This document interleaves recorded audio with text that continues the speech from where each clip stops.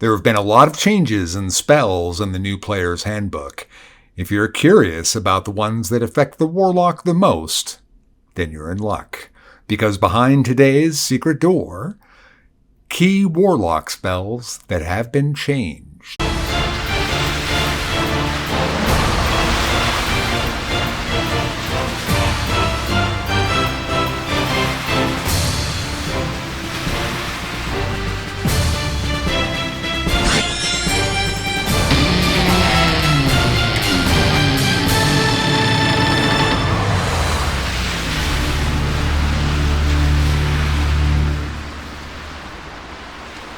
So behind today's secret door, key low-level spells for Warlocks that have changed. This is Secret Door, a channel devoted to in-depth discussion about Dungeons and Dragons, and my name is Matt Morich. I have started a Patreon. If you're interested in supporting the channel, your help would be greatly appreciated and much needed. And many thanks to Marcelo and Doug for your support. The link will be in the pinned comment and in the description. Okay, for today, I'm going to talk about 4 spells that have been changed for the Warlock, and these are all spells from levels 1 through 3. They're key spells, in my opinion, that will affect a variety of different builds and could affect just about any given patron that you're likely to want to play. So by no means are these the only spells that have changed. These are just the ones that jumped out at me to want to talk about. So I'm going to talk about 2 first-level spells and 2 third-level spells. The first spell is Armor of Agathys. Now, Armor of Agathys really didn't have any substantive changes to it except one pretty important thing, and that's the action required to cast it. It's changed from an action to a bonus action. This is a pretty great improvement to a pretty great spell.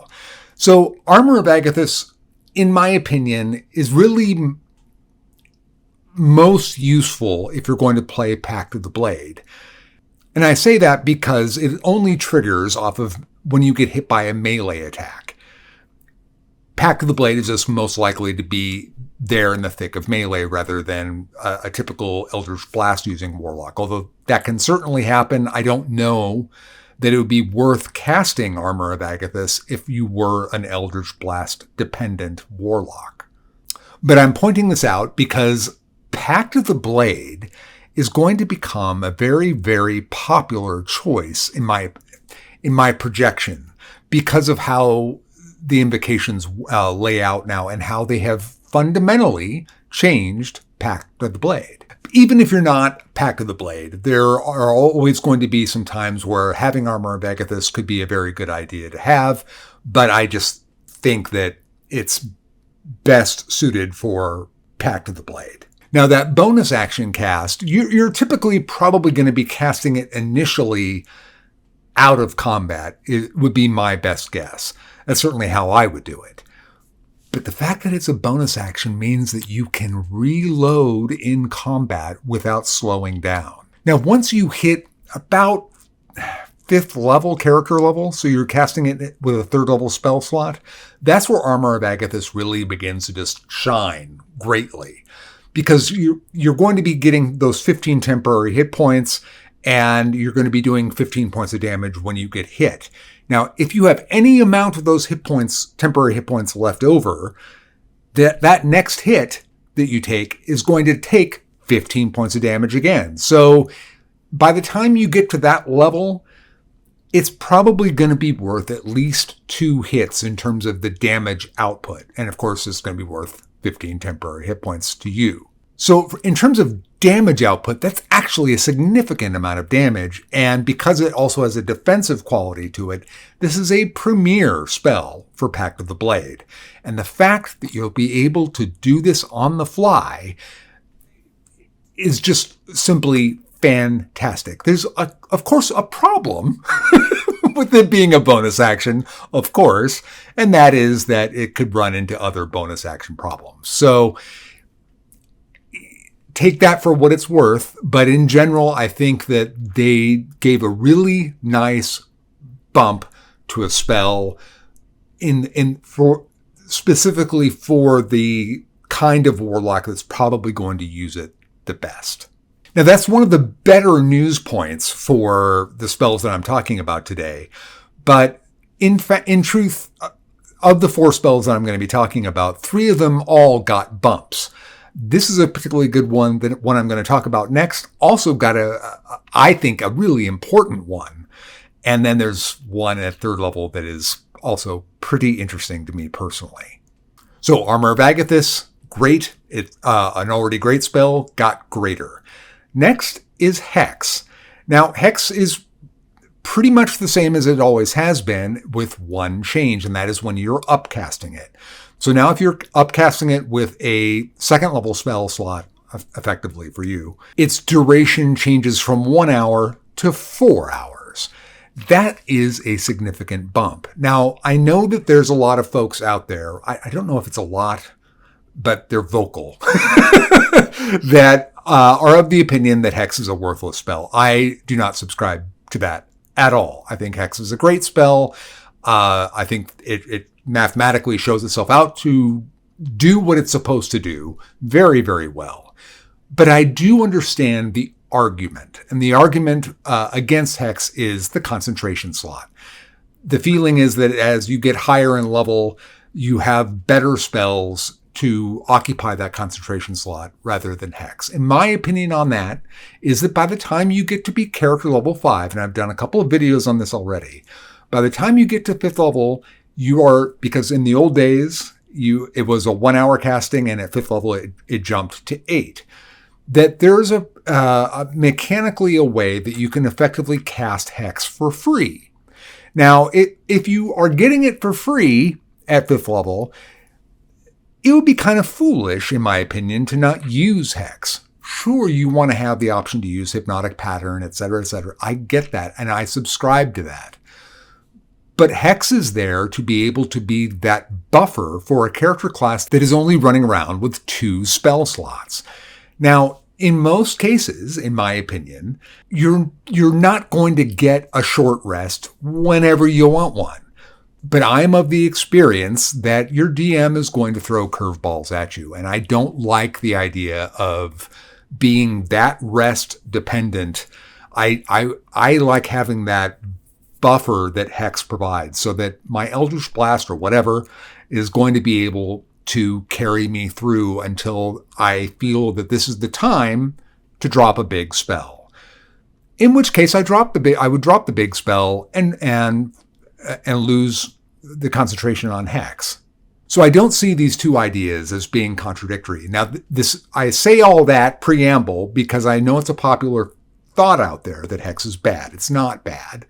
And the fact that Hex is now offering a 4-hour duration at 3rd level, character level 3rd level, means that this is going to come up even more, because now Hex is even more inviting and more useful in that slot in between 1st level and 5th level. That 4-hour slot makes a big difference. And you'll also be able to do the same kind of thing mechanically with short rests, where you'll be able to, if you have a spell slot left and you're about to take a short rest, granted that's not going to be too common for Warlocks, but if it does, you could cast Hex, take your short rest, and have 3 hours left over of running Hex. So it's sort of like a preview of casting Hex for free when you hit 5th level. And because you will have that option from character level 3 to be able to have the opportunity to kind of have it for free for a few hours, means that it's not that painful to drop the concentration on it, to drop a spell that might be more helpful in that particular encounter. So Hex, a staple of Warlocks, whether you use it or you don't use it, certainly considered to be a staple for Warlocks, also got a bump. And jumping into the 3rd level spells now, what I'm going to talk about isn't strictly speaking a Warlock spell, but it is a premier pick for a Warlock when you get your 3rd level spells, and that's Counterspell. Counterspell got nerfed. So now when you cast Counterspell, the one who's casting the spell that you're trying to counter has to make a Constitution saving throw. If they make the saving throw, nothing happens. If they fail the saving throw, their spell dissipates. And if it were cast through a spell slot, they don't lose the spell slot. However, they do lose whatever action was required to cast the spell to begin with. The two nerfs here, obviously, is that Counterspell never had a saving throw before, and it's also a Constitution saving throw, which is even worse, and that the target might still be able to cast the spell the very next turn. So you are spending a third level spell slot for the chance to buy yourself a round. Now, that may be good enough. I don't know I know enough to know this. I know that it would make me very iffy about picking Counterspell. So what I'm saying by all of that is that I would just take Counterspell with great caution and use it very, very rarely. Now, having said all that, it is a great spell that took a big hit, a big nerf, but D&D played just fine for 35 years or so before Counterspell ever came along. So not a tremendous difference, but I'm bringing it up in this video because it is a premier Warlock pick at third level. And if you didn't know it, if you were just assuming the Counterspell were the same as it always was, it isn't. So I would put it on a shelf of take with great care. And that brings us to the final spell. And this one is has a particular history for me. The spell is Hunger of Hadar. Now, I talk about Hunger of Hadar extensively in the Aberrant Mind video, the Aberrant Mind test drive, because that's on the Psionic spell list. And I had never really paid all that much attention to Hunger of Hadar. It always seemed like a kind of a spell. But because it was on the Psionic spell list, I really started thinking it through, da-da-da-da-da. So what's interesting to me, the change, there's really one significant change that happens in Hunger of Hadar, and that was a point of contention that I wasn't even aware existed when I did the Aberrant Mind video, but was a person who wanted to comment on this just told me I was flat wrong and how I was interpreting the spell, et cetera, et cetera, et cetera. And it all gets down to this. Hunger of Hadar creates a 20-foot sphere of what was called blackness and is now called darkness. So what the spell does, and I'll get to the history point in just a second here. What the spell does is it creates a 20-foot radius sphere of now darkness that no light can illuminate, magical or otherwise. And any creature that's caught fully within that sphere has the blinded condition. The area within the sphere is considered difficult terrain, and any creature starting their turn there takes 2d6 of damage, and ending their turn there takes 2d6 of damage. So what's interesting about Hunger of Hadar is that none of those things have saving throws. It's also a concentration spell. None of those things have saving throws. That is interesting. So if you drop Hunger of Hadar on someone, on a party, a 20-foot radius means that that's eight squares, an eight square square, really, even though it's supposed to be a circle, a sphere. So that's 64 squares. Those center 4 squares, any creatures that are within those center 4 squares, if they have 30 feet of movement, if they just simply use their movement to try and get out of the sphere, they will not be able to do it with that 30 feet of movement, which means they would need to dash. I say that because of the difficult terrain. And if they have the ability to overcome difficult terrain, that's a different matter. And if they have higher than 30-foot movement, that's also a different matter. But if it is 30 foot of movement, and they're in those center 4 squares, basically you're depriving them of an action if they then have to basically dash to get out of the sphere. Whoever you target and those 4 center squares, you can be looking at this as sort of a mass area of effect ability to shut them down for a turn. That in itself, and no save, that's in itself is really good. But because of the way initiative order works out and all that, they have the blinded condition. Now, It doesn't say anything in the spell description that dark vision would not work. Therefore, if you have party members that have dark vision, and they also have the blinded condition, which just makes matters really secure, then you're going to have advantage on them and they will have disadvantage on you. And of course, they won't even be able to target you because they're blinded. So anyone that's moving after initiative, after you in initiative, and then before those folks go, are going to have advantage on their attacks, et cetera, et cetera. So it's a buff, a debuff, a small damage, about 7 points of damage on average that they will take, but there is no save for any of those things. So while individually none of those things is particularly all that crazy good, collectively, that's a pretty decent package or suite of effects. Now, I made this exact argument in the Aberrant Mind video and was talking how it's a pretty decent spell. I'm not saying it's a great spell, but it's a pretty good spell. But then this person came in and was talking about how because it's blackness, that dark vision doesn't work in blackness. It only works in darkness. And there was this argument that went on in the comments. And I found out later that this had been argued for quite some time.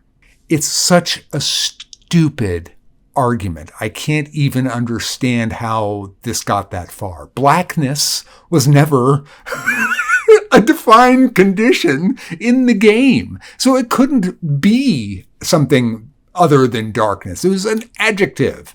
And they've fixed that now in the player's handbook. So it's a big get because now there's really nothing for the DM to argue if you have that kind of a DM that's going to be argumentative with you about Hunger of Hadar. It is kind of like one of those things as a DM. It doesn't seem quite fair because of all those effects just happen. Bam. The enemy can do nothing about it. Now, all they have to do is get out of that sphere and they're done with it. But here's the fun part now. Unlike the Aberrant Mind, you're a Warlock. So as a Warlock, and you have Repelling Blast, if you have Repelling Blast on Eldritch Blast, not only you will have the ability to push them back into the Hunger of Hadar, but we also now have all these possibilities with weapon masteries for push effects, et cetera, et cetera, et cetera. So there's a lot of ways of now pushing the enemy back into that effect where they have to rinse and repeat and deal with that over and over and over again. So because of that, because of the collective idea of how many push effects are going to be available, and because of slow effects as well. So if you have allies that are going to be able to target those that are in the Hunger of Hadar, one ray of frost on someone, dropping them from 30 feet to 20 feet means that they're only moving 10 feet in the, so even if they dash, they can't get out. So now the question becomes, it's a third level spell. Is it better than Hypnotic Pattern? I would have to say no, it's not better than Hypnotic Pattern. It's certainly not better. Is it as good? No, I wouldn't say it's as good. But because of the collective landscape change now, I think that it's reasonable to take it as opposed to Hypnotic Pattern. And because it is a enduring effect, unlike Hypnotic Pattern, Hunger of Hadar has that persistent area of effect. So with the new rule set, with all the ways of being able to push and slow and all those type of things, there's going to be a lot of ways where it's going to have far more impact. And again, with no saving throws, I think that it could be close, and it may even in some parties be even as good or maybe even slightly better than Hypnotic Pattern with the right setup of party, of course. I'm not saying, right out of the box is it as good or better. And it's also got more flavor to it, and it's not just yet another casting of Hypnotic Pattern, and it's a great spell. The big go for it is that it doesn't allow for any save for that suite of effects. And it's funny because mechanically, it really nothing changed. It was the verbiage. And the verbiage made all the difference because now that argument is kaput. And it works exactly as I described in Aberrant Mind and as I've just described to you now. Because it's that tandem between that change in the verbiage and the change in the rule landscape with the different weapon mastery effects, et cetera, that make it its value increase. All right. Well, that's all I've got. If you enjoyed the video, please like, please share, please subscribe. And if you're stuck and you don't know where to go, you can always search for a secret door. Until next time, I cast bless on all of you.